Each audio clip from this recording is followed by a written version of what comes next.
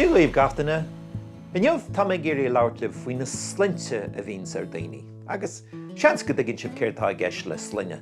Sin an píosa de anam a bhaineann le do bhainte. Ní anam persanta héin cosa le Aoife nó Brian nó Éva nó Béví nó an píosa bhaineann leasa go persanta ach an píosa bhaineann le do bhainte freisin. So I méarla an córas atá in éireann an cosa leis a córas atá go America agus a Sasan agus an Astráil, bíonn an sline céanna go hindú leagat is a bhí ar d'iad. So Murphy beidir an sline tart nó O'Donnell nó McDonough nó ceanna na slinte sin. Uaireanta beidir meach an sline céan agat atá de bhám, beidir gur Kelly a bheits agat más Siobhan Kelly atá de bhám. Brahanse bín an rá an. Atá sé siimplí go leor. I Gaeilge tá córas éagsúil agan thomá, mar I Gaeilge bíonn leagan amháin an don na buchalaí agus bíonn leagan eile an don na cailíní cuid gan am.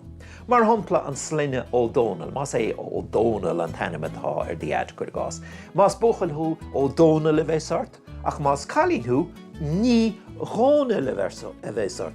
Ní agus chuinn tú héit ar an Donnell, so ní Ghónaill. Agus más má thosaíonn an sline ar Mac, cosa le MacDonagha a bheith sort más buchailthú, ach más cailínthú Nic Runnacha a bheith sort. Nic Donnacha agus héit Nic Runnacha.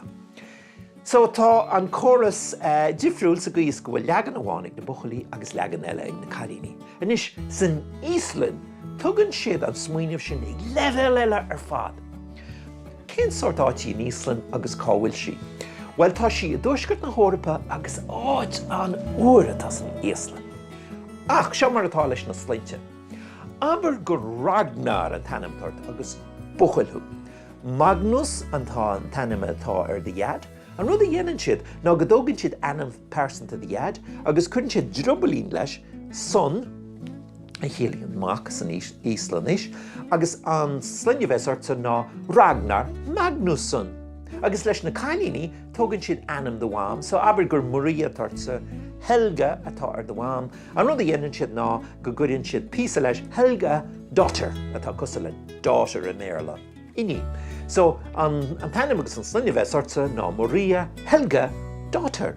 So bei sline éagsúil ag buchail agus sline omláin éagsúil ag a dheirfiúr ar cailíní. Sin mar atá san Íslann. Agus sin bhfuil amstal le ráchaíomh inniu faoin na slinte.